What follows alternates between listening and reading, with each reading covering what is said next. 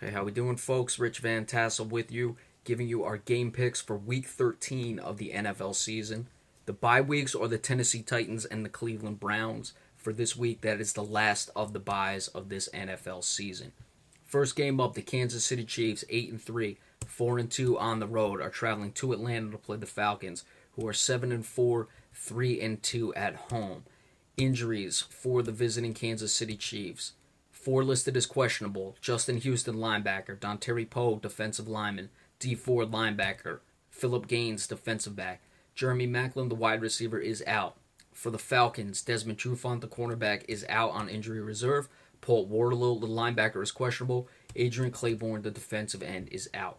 I immediately look at the injuries to Kansas City. Now, these injuries are questionables. Of course, Maclin is out, but I'm not concerned about the offensive side of the ball. With the Maclin injury, I'm looking at the defensive injuries. You have Justin Houston and D Ford, who are two pass rushing linebackers, and that's very important to get pressure on Matt Ryan in this offense with the Atlanta Falcons, because he can certainly go downfield to Julio Jones. Philip Gaines being questionable. Marcus Peters, the cornerback for Kansas City, is going to draw most, if not all, of the assignment on Julio Jones in this game, but certainly having another cornerback out, even if Peters is shutting down Julio Jones, you would have to look at it, and then Matt Ryan may be looking to go elsewhere with the ball, and that's where that injury could come into play. So that is certainly very critical to the Kansas City Chiefs. We know that Alex Smith is not going to put up the gaudy numbers. He's going to distribute the ball all over. They're going to run the ball. Spencer Ware is having a very good season this year, almost at 5 yards per carry for the season with 2 touchdowns. So that's certainly something Kansas City will likely try to establish: the short passing game, keep the chains moving, run the ball enough, and keep Atlanta's offense off the field. Matt Ryan, 26 touchdowns to 6 interceptions. He's over 3,500 yards. Julio Jones, 65 receptions, 1,140 yards, 5 touchdowns. So that offense is certainly potent for the Atlanta Falcons. I don't think the Chiefs are going to be able to keep Atlanta off the field enough, and they're not going to be able to keep up, and Atlanta's going to come away with the victory in this one. I like 31-20 in favor of the Falcons over the Kansas City Chiefs. Detroit, 7-4, 2-3 on the road, travels to New Orleans to play the Saints, who are 5-6 and a surprising 3-3 at home. New Orleans is usually a much better home team. Injuries for the visiting Lions, all questionables: Ezekiel Ansah, defensive end; Marvin Jones, wide receiver; Theo Riddick, running back; DeAndre Levy, linebacker; and Tamir Whitehead, linebacker. For the Saints, Mark Ingram, the running back, is questionable. Terron Armstead, offensive tackle; and Daniel Lasco, running back, is out. You look at Matt Stafford's numbers: over 2,800 yards, just shy of 2,900 yards, 19 touchdowns to 5 interceptions. They're very good. In comparison to Drew Brees, however, it just gets dwarfed by any comparison. Drew Brees, over 3,500 yards, 30 touchdowns to 8 interceptions. So Brees is putting up really spectacular numbers this year, and it's surprising that he's not getting the publicity. The defense has really let the Saints down and not playing well at home. Is Detroit's offense going to be able to keep pace? This isn't the Detroit offense of past with Calvin Johnson, where they can get the ball downfield and put up a lot of points on teams. I don't think they're going to be able to. I'm liking New Orleans to get the upset, keep their fading playoff hopes alive at least for another week. It's not going to be easy for the Saints, but certainly there is potential there, but they've got to start getting going now. Detroit has a little bit of a long layoff, being that they played on Thanksgiving, and I think that's going to affect them in this one. Saints get the victory, 28-21 over the Detroit Lions. Going to be a tough loss for the Lions as they keep other teams like Minnesota and Green Bay in the NFC North race. The Los Angeles Rams, 4-7, 3-3 on the road, travel to New England to play the Patriots, who are 9-2, 3-2 at home. Injuries for the Los Angeles Rams: Andrew Donnell, offensive tackle; Tim Barnes, center; Robert Quinn, defensive end; and Roger Saffold, guard, are all questionable. Tavon Austin, the wide receiver, is doubtful. For the Patriots, 4 listed as questionable: Tom Brady, quarterback; Martellus Bennett, tight end; Julian Edelman, wide receiver; Chris Hogan, wide receiver; Jordan Richards, a defensive back, is out; and of course Rob Gronkowski is done for the season for the New England Patriots. Now we see the offensive line injuries for the Rams.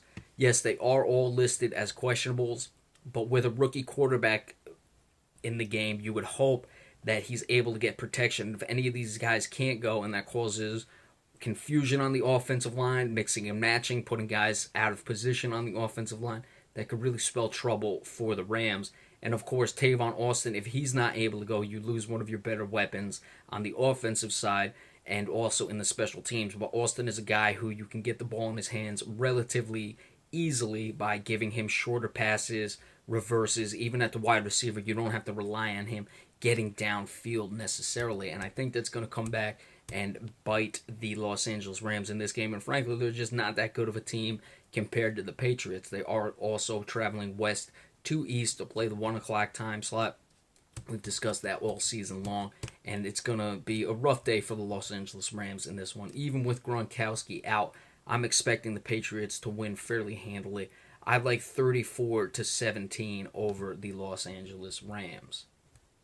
The Denver Broncos, 7-4, 3-2 on the road, travel to Jacksonville to play the Jaguars, who are 2-9, 1-4 at home. Injuries for the Broncos: 3 out. Trevor Siemian, quarterback; Casey Kreider, long snapper; Benny Fowler, wide receiver; Andy Jankovic, the fullback, is also out on injury reserve.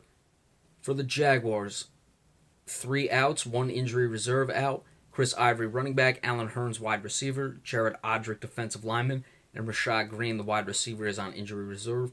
Julius Thomas, the tight end, is doubtful.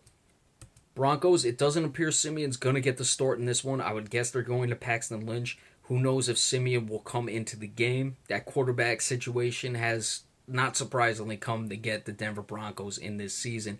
And they're going to have to go on the road here and get a victory over a poor Jacksonville Jaguars team who's lost a few in a row, has had a bad season. So this is one of those watch-out games for the Denver Broncos. They better have it because you cannot give this game away in this one. And frankly, I think they are going to give this one away. Jacksonville's had a disappointing season. Denver, remember, is the Super Bowl champs. A lot of teams will get up for that despite the fact that Peyton Manning is no longer coaching, no longer quarterbacking the Denver Broncos, that is. And I think Jacksonville, for all their troubles this season, they're going to figure it out. Blake Bortles is going to find a way to get the ball downfield despite Aqib Talib being in the secondary for the Denver Broncos. And I like Jacksonville pulling off the upset in this one. 27-20. Denver suffers a very bad loss, and it really hurts them in their chase for the AFC West crown in this one with a tough loss. The Houston Texans, 6-5, 1-4 on the road, travel to Green Bay to play the Packers, who are 3-2 at home and 5-6 overall. Injuries for the visiting Texans: Tyler Ervin, running back, out. Josh Simon, linebacker, is out. Jadeveon Clowney, the pass rushing linebacker, is out. Brian Cushing, another pass rushing linebacker, and Alfred Blue, running back, are questionable. For the Green Bay Packers, Kyle Fackrell, linebacker, Demetri Goodson, cornerback, are out. TJ Lang, guard, is doubtful. Blake Martinez, linebacker; Jake Ryan, running linebacker, is questionable. So, Houston has been a bad road team. Their quarterback play has not been good with Brock Osweiler, and they have to go to Green Bay, who finally got off their losing streak last week to get themselves to 5-6. Green Bay, still, they consider themselves very much alive in the NFC North. I don't know how much I would consider it, but certainly I had Detroit losing, and if they do, that'll help Green Bay keep pace in this division. The Packers, we talked about the running situation. Let's see if they can get Christian Michael involved. They've had Ty Montgomery running. That's just a big problem. You can't have a wide receiver as your best running option and expect to win many games. So they'll have to get Christian Michael going. They'll just have to figure out a way to run the ball.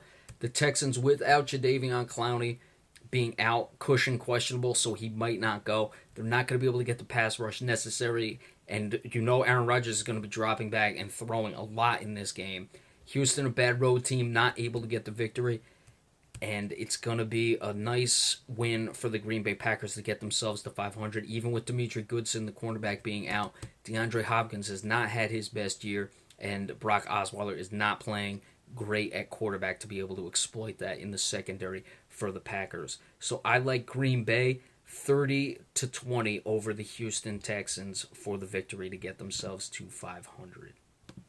All right, so we'll be back in just a little bit. Give you part 2 of the game picks for now week 13 of the NFL season. Be sure to stay tuned for that. We'll see you soon, folks. Thank you.